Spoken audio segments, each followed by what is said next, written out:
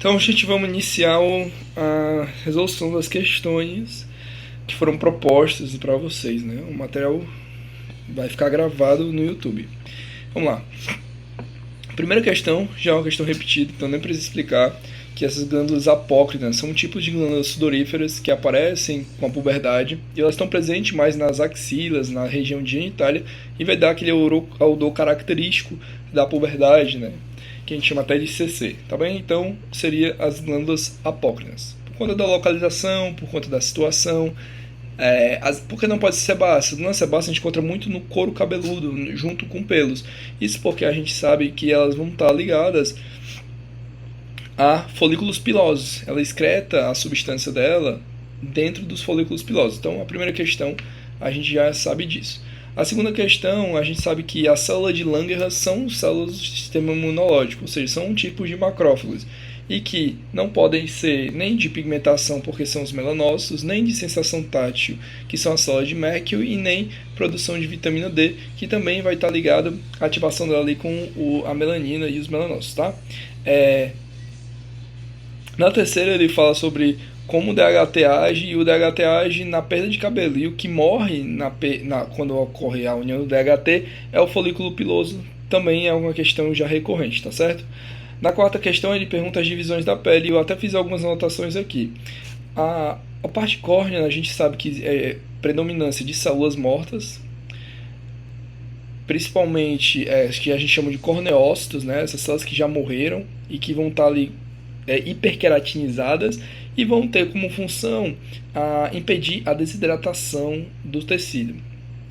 Além disso, a gente vai ter o estrato lúcio, que é um estrato de transição, onde as células já sofreram apoptose interna. No estrato granuloso, a gente lembra que essas células granulosas elas produzem um conteúdo lipídico, elas produzem queratina, de filamentos grossos de queratina, então ela vai estar no momento dela que ela está produzindo alta produção, é por isso que está tão corado. De maneira análoga, a gente vai para o estrato espinhoso, e lá nós vamos ver o que nós chamamos de queratinócitos. São células alongadas, com o núcleo periferizado, ela possui desmossomos, dando um aspecto espinhoso, isso você já sabe, né? Ela vai produzir filamentos finos de queratina. E por fim, a gente vai ter a camada basal, essa camada aqui, que está intrinsecamente ligada ao tecido conjuntivo frouxo, que também a gente chama dessa parte da derme de derme papilar. Esse tecido vai encontrar as células embrionárias que vão gerar os queratinócitos. Também vamos encontrar melanócitos, nós vamos encontrar células de Meckel. Então tem várias células nessa localidade. É uma localidade bem nutrida. Outra coisa importante para vocês saberem, que não está sendo questionado nessa questão, é exatamente as diferenças da derme. Aqui a gente tem a derme, como eu acabei de falar, papilar. A papilar ela vai ter um tecido conjuntivo frouxo, né, justamente para facilitar essa nutrição. Vão encontrar as papilas dérmicas, e ela vai corresponder a 1/5 do total dessa derme. Já a camada reticular é os outros 4/5 da derme.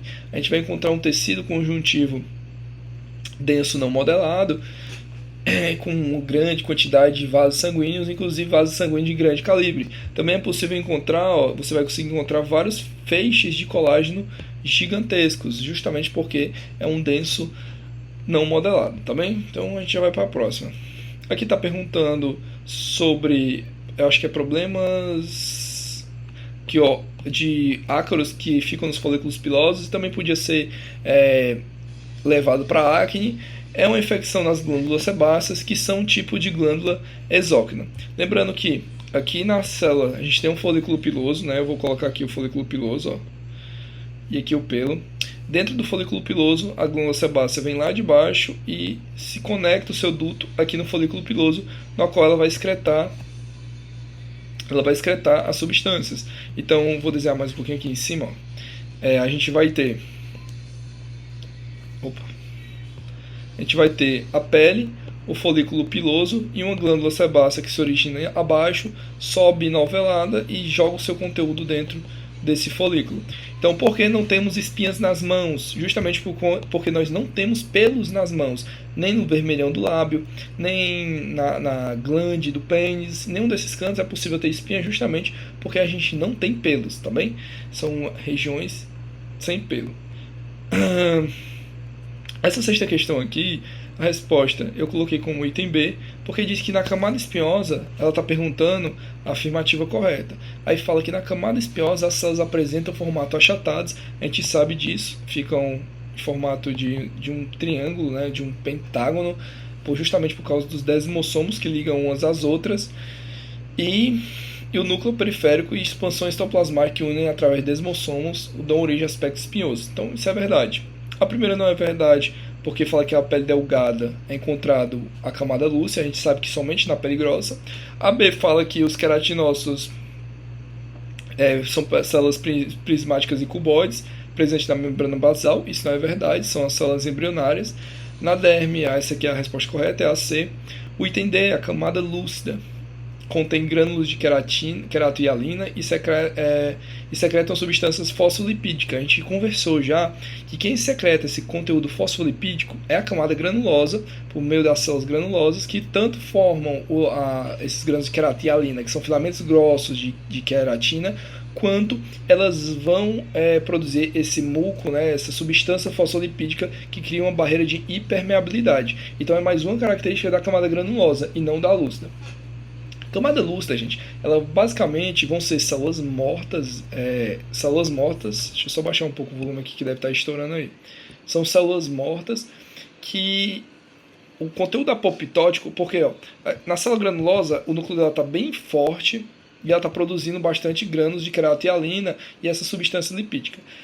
Só que vocês sabem que ela vai morrer. E antes de morrer, ela sofre uma apoptose, ou seja, uma liberação das vesículas lisossomais e ocorre a destruição do interior celular. E aí ela parece estar branca. É por isso que o extrato lúcio ou lúcido, ele é encontrado como essa parte esbranquiçada. Ó, você consegue ver? Ó, esbranquiçada. É como se não tivesse nada dentro da célula, tá bem? Bem, aqui... Então essa aqui já está ok, né? Deixa eu só voltar aqui. Que foi essa aqui, então fica sem dúvidas que seria o item C, tá bom?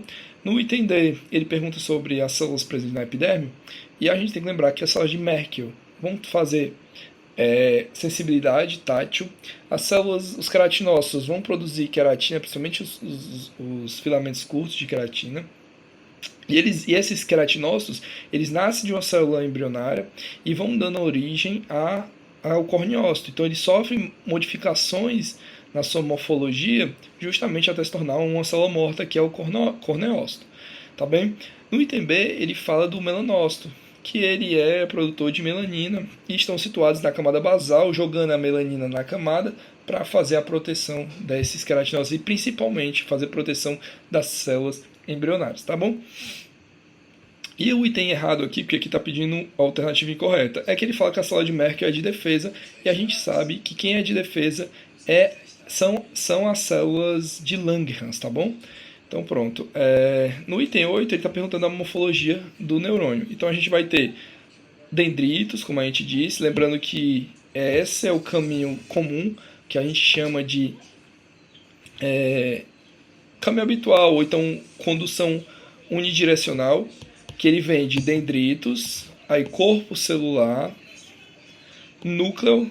O núcleo não, ele vem daqui do dendrito, corpo celular, passando pelo núcleo, depois ele chega numa parte que a gente chama de cálice ou cúpula, ele vem passando por dentro do axônio e chega até os terminais axonais. Lembrando que no axônio a gente vai encontrar uma célula chamada de célula de Langerhans, que vai produzir o que nós chamamos um pigmento lipídico chamado de bainha de mielina.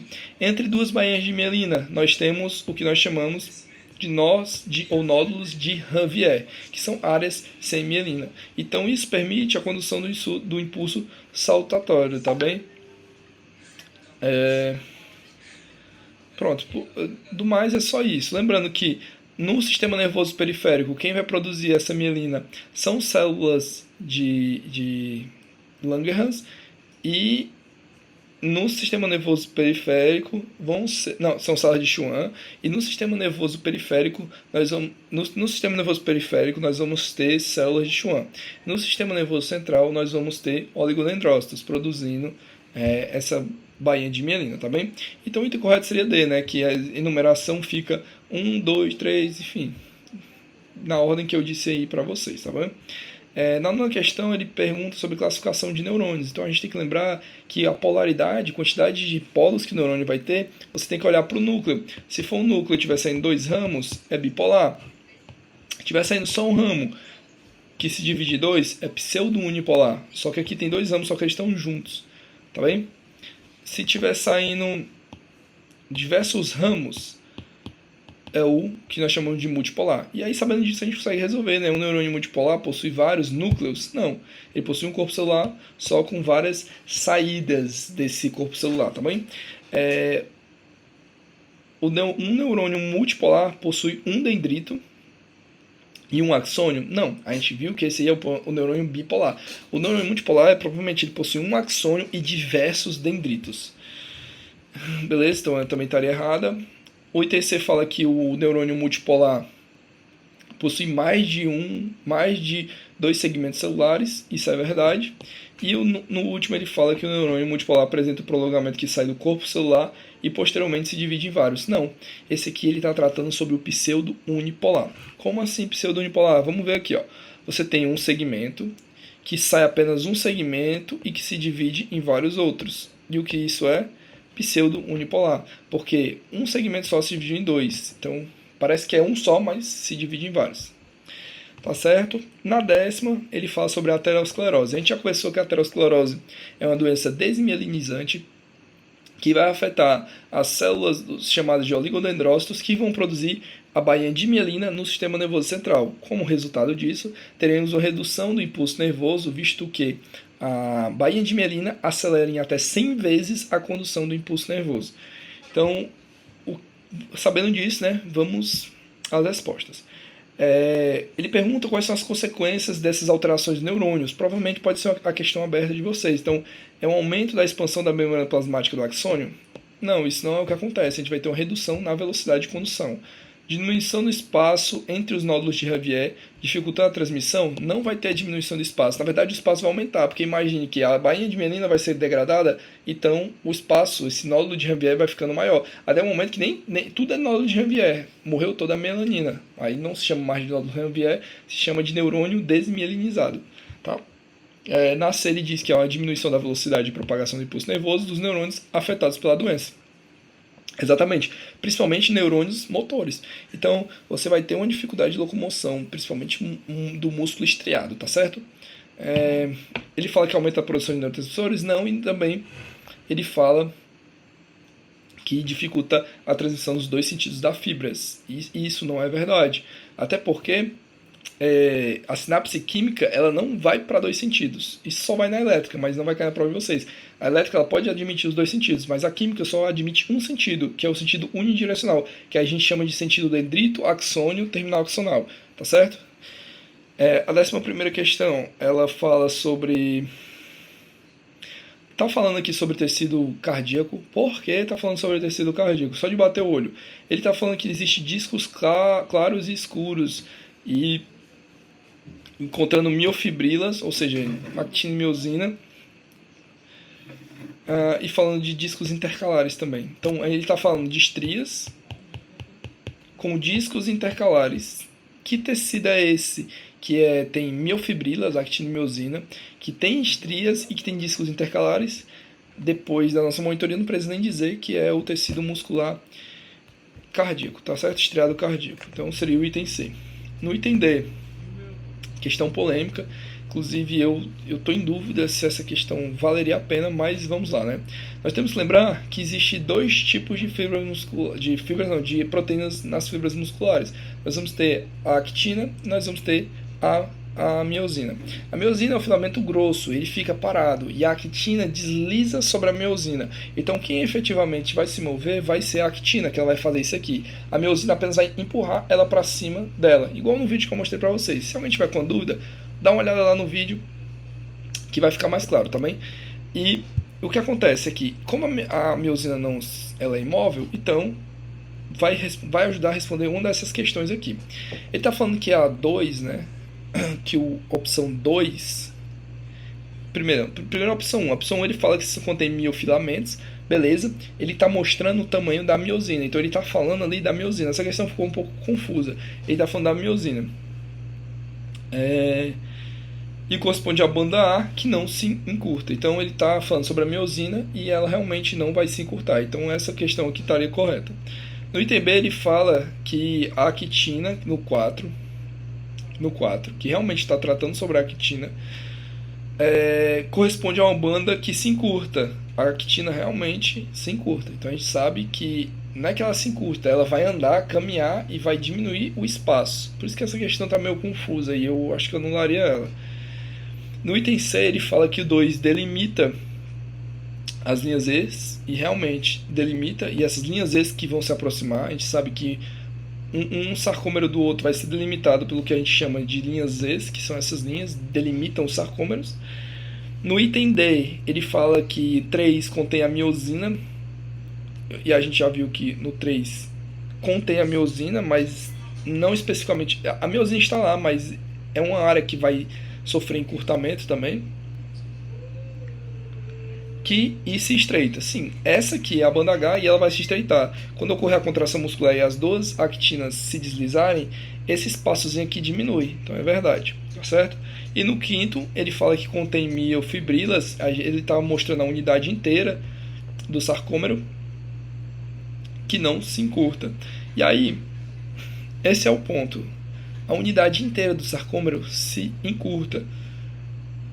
Ela não fica estável. Então o sarcômero ele tem uma redução dele justamente porque foi puxada, essas linhas Z se aproximaram. Então essa que seria o item errado e seria a resposta dessa questão, tá certo? Mas é uma questão confusa que eu acredito que não vai estar na prova de vocês, tá bem? De maneira geral é isso sobre contração muscular. Não leve essa questão muito a sério, que eu botei ela, mas eu nem tinha resolvido ainda, só fui resolver agora. A 13, né? 12 mais 1. Qual o nome da proteína relacionada à contração muscular? A gente sabe que é a actina e a miosina. Actina, filamento fino, miosina, filamento grosso. E aí isso é um mínimo que vocês devem saber para levar para a prova sobre contração muscular. Actina e miosina, C. E agora é de um verdadeiro ou falso, né? Estou meio acelerado aqui para o vídeo não ficar muito longo. A primeira questão ele fala que o músculo estriado cardíaco também é conhecido como miocárdio. Deixe em stand-by essa daqui, que já eu falo.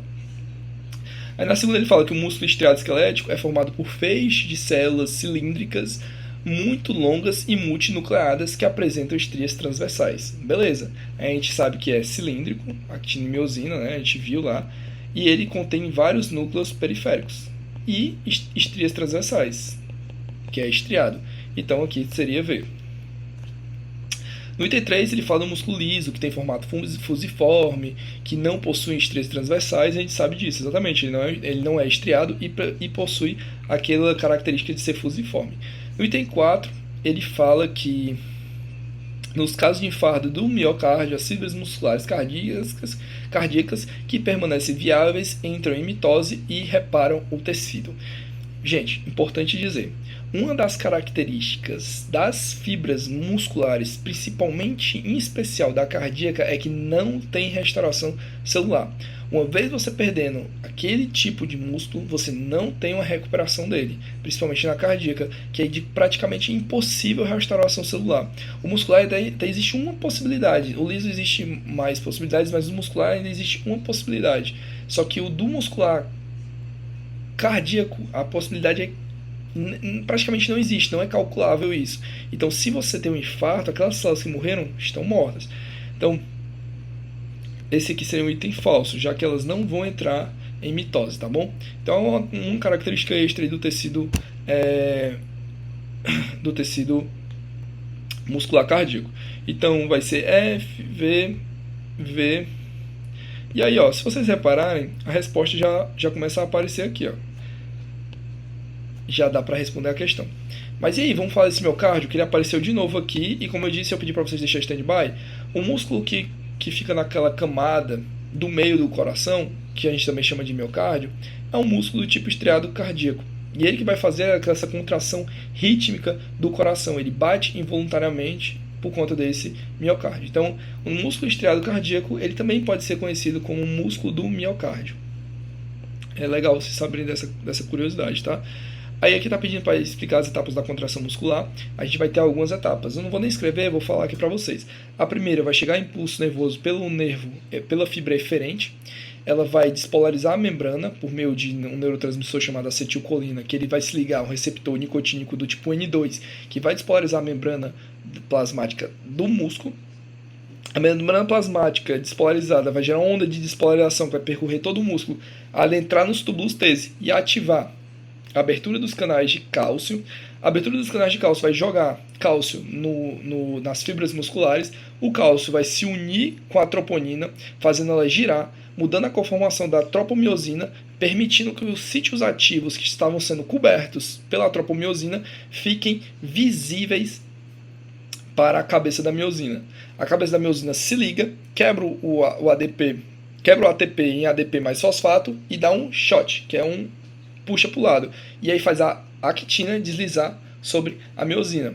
E aí vem lá, outra ATP se liga, ela relaxa, quebra o ATP e ela vai lá e dá outro shot. E vai contraindo à medida que for precisando, tá bem? No básico, é isso sobre contração muscular. Deixa eu ver se tem mais alguma coisa. Não, né? Aí aqui tá falando sobre os atletas olímpicos, blá blá blá, fala que controla muito músculo cardíaco. Importante lembrar para vocês que o músculo cardíaco, na verdade, não músculo cardíaco, qualquer tipo de músculo, principalmente o esquelético, tem um alto gasto de energia. Isso porque acabei de falar para vocês que durante a contração muscular existe a quebra do ATP para fazer com que ocorra essa contração muscular. E aí o músculo, para fazer uma contração simples, ele gasta muita energia. Então é por isso que você vê um cara com muito músculo, você vê que ele precisa comer muito para manter aquele músculo, justamente por conta da quantidade de energia que ele gasta para manter esse músculo só funcionando, basal, né? O que a gente chama de taxa metabólica basal, que é a quantidade de gasto de energia só para se manter vivo. E aí, ele faz uma pergunta sobre exatamente essa contração desse músculo. Ele fala que o filamento de miosina desliza sobre a actina. A gente acabou de conversar aí que é o contrário. A miosina, que é o filamento grosso, fica parado e a actina desliza sobre a miosina. E quem faz ela deslizar é a cabeça da miosina que empurra a actina para cima dela. No item B, ele fala que a fonte de energia imediata para a contração muscular é proveniente do fosfato de creatina e do glicogênio. Deixa essa em stand-by aqui, tá bem? Já vou falar para vocês sobre creatina e glicogênio. Na ausência dos íons cálcio, a miosina separa-se da actina, o que provoca o relaxamento da fibra muscular. Eu ia deixar de stand-by também, mas não vou deixar, vou falar logo. Na ausência do cálcio, o que acontece é que a actina não impede que a miosina tampe os sítios ativos e a cabeça da miosina não consegue se ligar e aí não consegue empurrar a actina sobre a miosina. E aí você não tem a contração muscular. Então, né, na ausência dos íons cálcio, verdade, a miosina separa-se da actina, o que provoca o relaxamento da fibra muscular. Isso é verdade, tudo ok, tá? Só não usaria essa palavra aqui, separe-se da actina. Mas, por enquanto, tá tudo ok. No item D, ele fala que a fadiga durante o exercício físico é resultado do consumo de oxigênio que ocorre na fermentação lática. Na verdade, é do consumo de ATP, você fica fadigado. E também pela presença do ácido lático na fibra muscular, que gera uma inflamação. Então, isso aqui estaria errado. E por fim, a ausência do estímulo nervoso em pessoas com lesão na coluna espial não provoca diminuição do tônus muscular, óbvio que provoca. Até porque a gente viu na contração muscular que tudo começa com um impulso eferente que vai fazer toda a contração muscular acontecer. Então imagine aí, se a pessoa não tem impulso nervoso, então ela não vai ter nada mais que vem para frente. Se falta cálcio, ela vai paralisar onde falta o cálcio, que é no momento que se liga a troponina. Se falta... por exemplo, no rigor mortis, se falta ATP, o que acontece? Você não consegue mais descontrair. Enfim, tem várias nuances. E mais ou menos o que ocorre aqui nesse item é igual o que ocorre lá no Botox, que eu falei para vocês. Se eu impeço a vesícula se fundir e gerar o potencial de ação na membrana, então a gente impede também a contração muscular. Então isso aqui estaria errado. E aí vamos voltar para aquela que eu estava falando para vocês. A fonte de energia imediata para a contração muscular é o ATP. É, não é imediatamente do fosfato de creatina. A gente vem, imediatamente vai ser do ATP. E o fosfato de creatina, ele vai ser um coadjuvante para a recuperação rápida desse ATP. E é por isso que os atletas tomam creatina, porque a creatina vai se converter em fosfato de creatina e vai ajudar a acelerar esse processo de entrega de energia, tá certo? E o glicogênio também na verdade, o glicogênio é a reserva muscular, reserva de energia dos músculos. Então, fica esse ponto aí. E, como eu disse, na ausência do caos, é o que vai acontecer exatamente, tá certo? Nessa parte aqui, nós vamos ter, na questão 17, nós vamos ter a gametogênese, que é a etapa crucial para o aprendizado de vocês. A gente vai ter primeiro uma célula germinativa.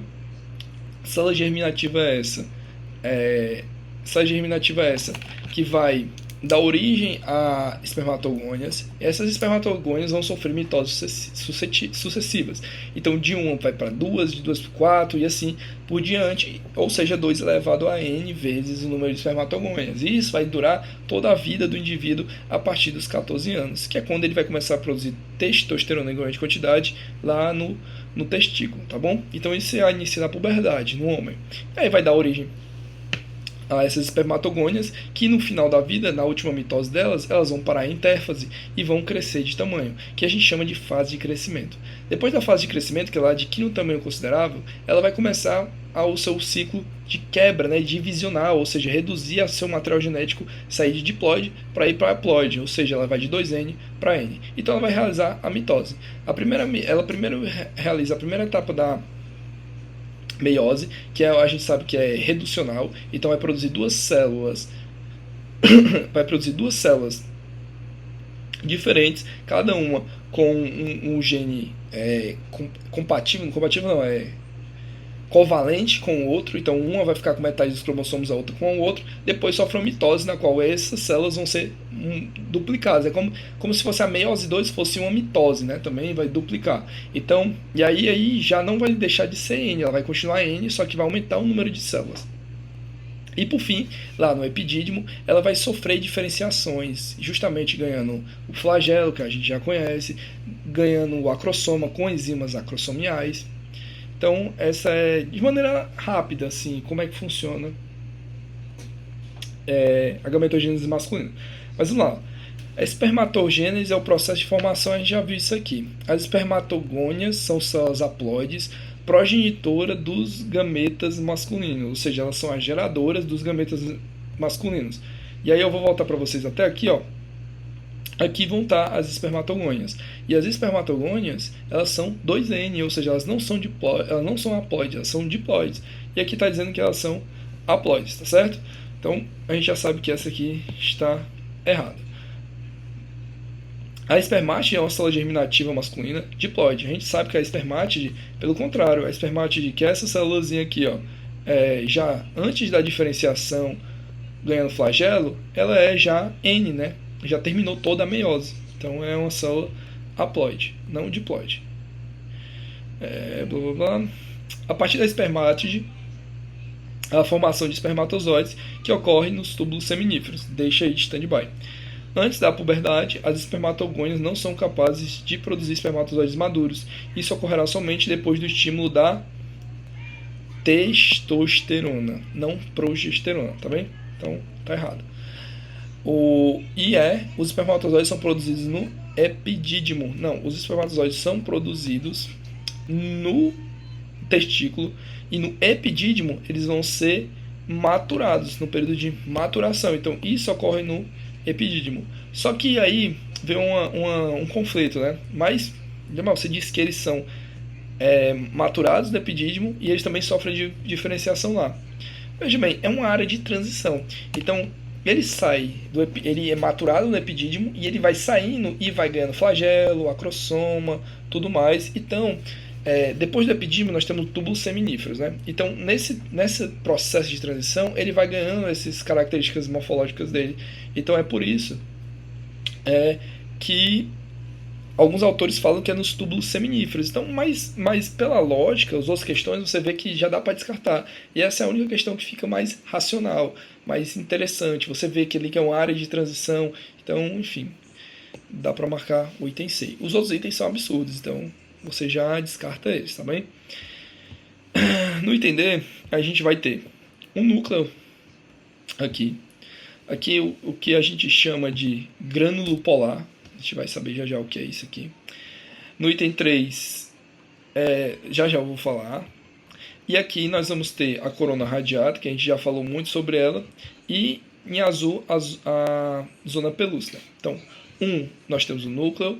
2, a gente tem um corpúsculo polar, o grânulo polar. 3, a gente tem o citoplasma. 4, a gente vai ter a corona radiata. E 5, a gente vai ter a zona pelúcida. O item A já se torna o suficiente, tá certo? Então vamos lá, próxima questão. Na questão 19, está certo isso? Tá. Na questão 19, nós vamos ter sobre ovogênese. E ovogênese é a formação do gameto feminino. E aí, vamos pro início, né? A gente sabe que é dividido em 3 fases a ovogênese. E ela vai estar ligada a um hormônio chamado de FSH. Então, vamos responder as questões e a gente vai comentando à medida que responde. Na primeira, ela fala que são células germinativas primordiais, presente em embriões femininos. Lembra-se que inicia-se no embrião feminino e só vai dar término de continuidade na puberdade, mas se inicia dentro da mãe. Produção de orgônias no início da oogênese. Então, a oogênese se inicia dentro do período fetal. Então, tudo certo aqui. A oogênese divide-se por mitoses para gerar células que iniciam a meiose, mas param no processo de prófase. A gente já conversou sobre isso, que eles vão parar no período de prófase, e é por isso que é tão perigoso a mulher ficar submetida a raio-x, porque quando o feto nasce, a criança nasce, né, o embrião, ela já vai ter cerca de 300 mil ovogônias que vão ser essas progenitoras do ovócito secundário. Só que elas ficam paradas em prófase 1.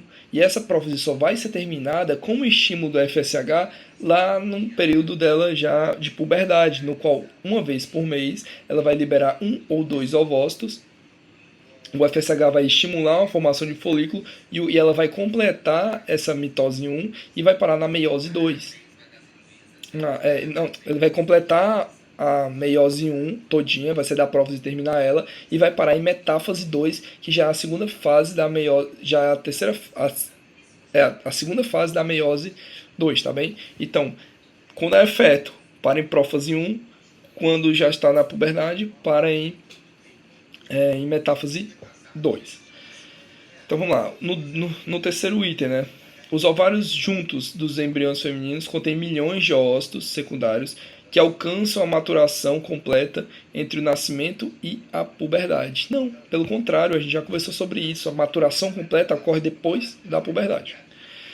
No item 4, ele fala que no início da puberdade, beleza, o FSH estimula periodicamente o pequeno grupo de folículos a retomar seu crescimento e desenvolvimento. É o que eu falei.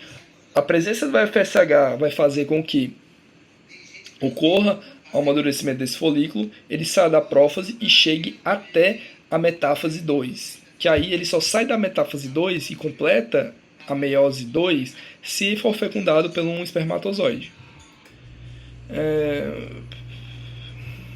Beleza, então a 4 está certo. Após ser liberado na ovulação, o ovócito secundário somente retorna à meiose 2 se penetrado por um espermatozoide. Então, tá ok. Então a gente vai buscar... A gente vai buscar incoerências no primeiro item, tá? Que eu botei como correto. Não, na verdade... minha confusão aqui. Eu ia falar, meu Deus, eu respondi errado.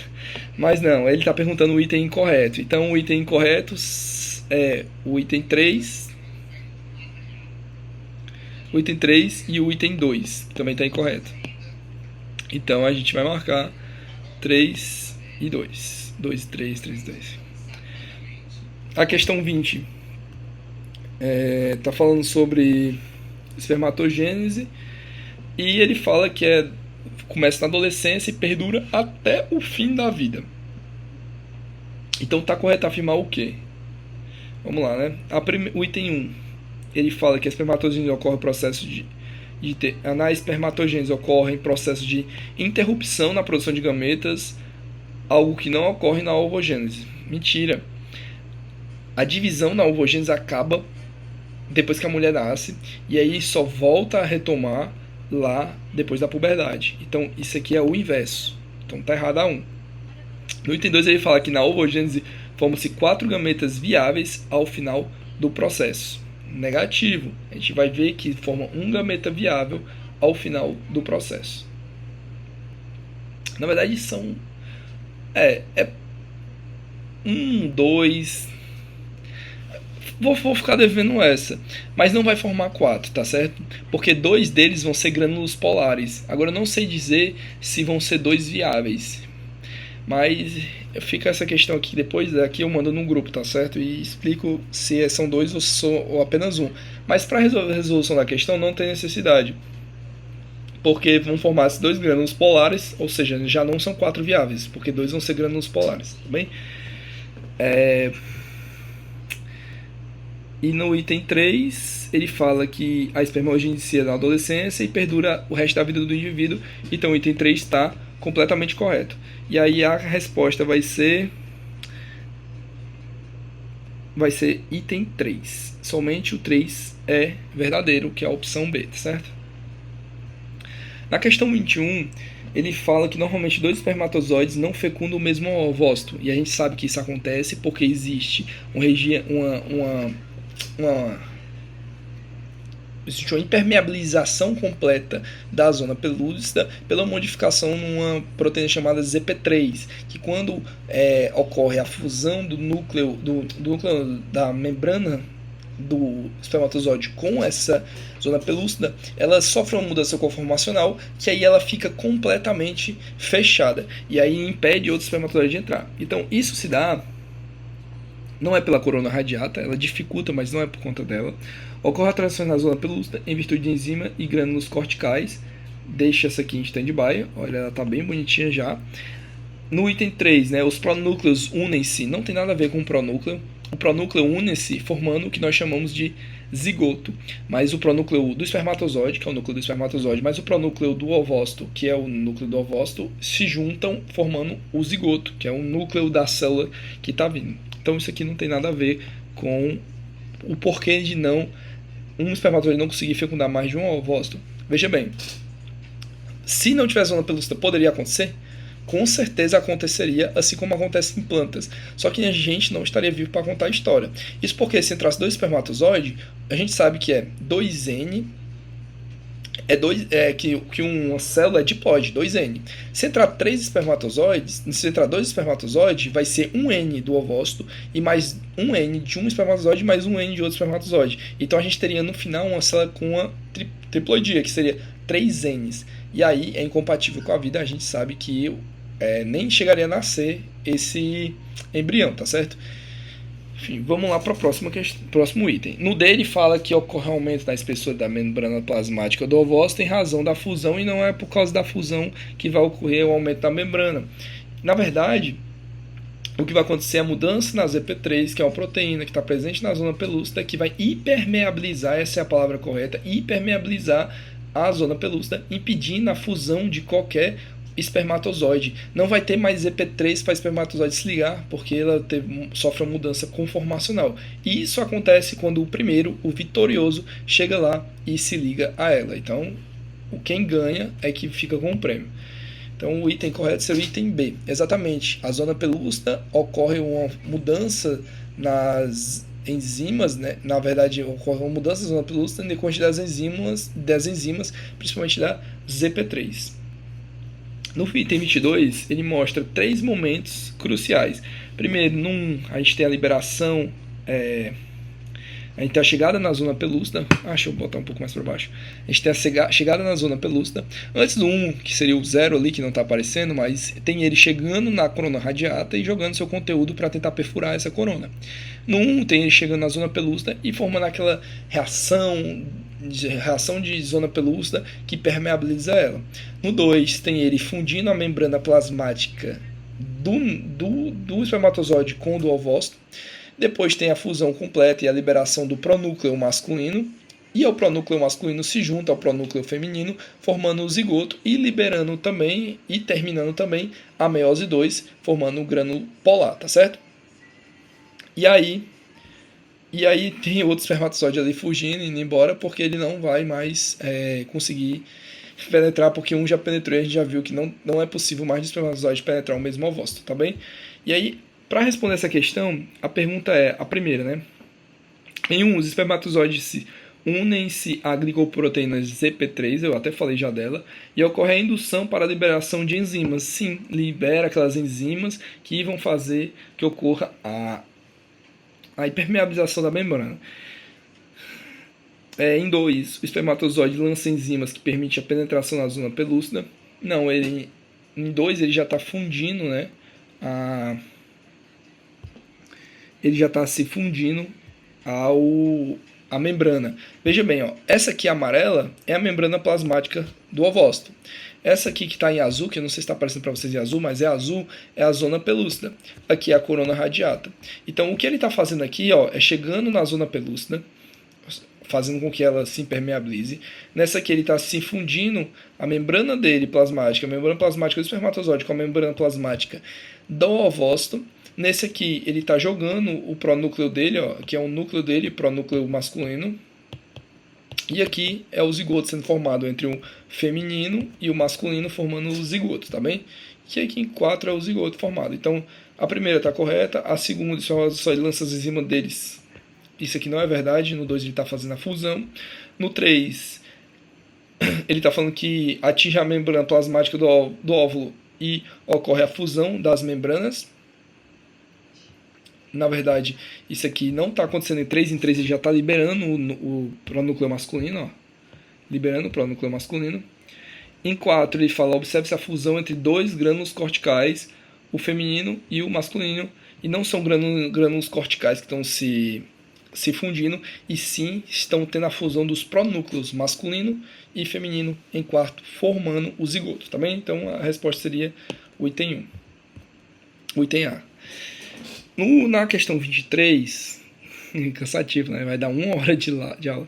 Mas a questão 23, a gente recebe o nome de fecundação, blá, blá, blá, blá.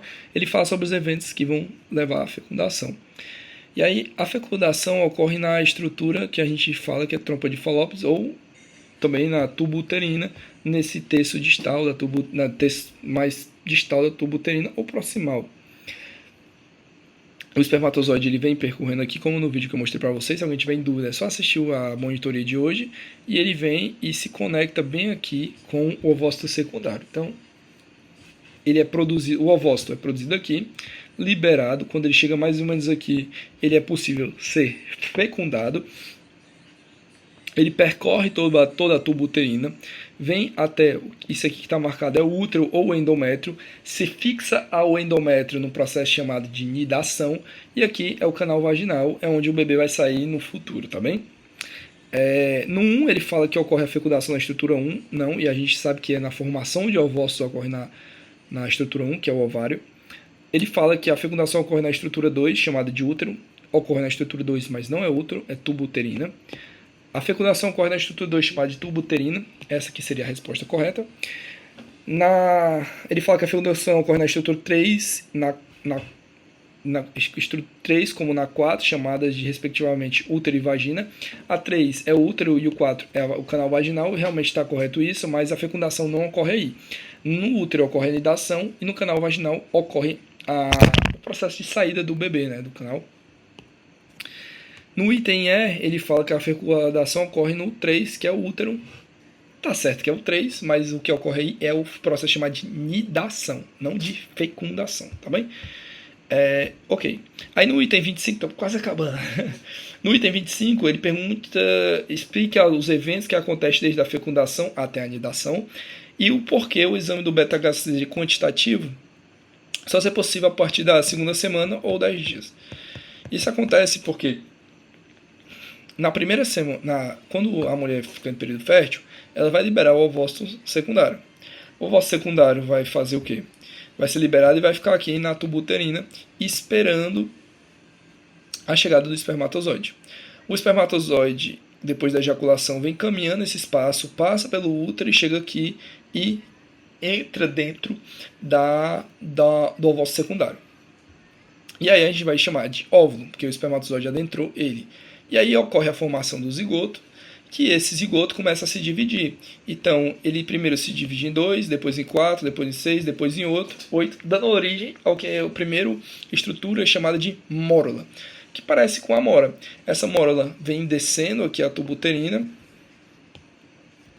A mórula vem descendo aqui a tuba uterina, então saiu aqui, virou mórula, mórula desce a tuba uterina, vira blastocisto, se liga, se implanta ao endométrio num processo que nós chamamos de nidação e vai formar o sensífilo trofoblasto, que é ele adentra como se ele estivesse jogando como se fosse raízes adentrando o endométrio para gerar fixação.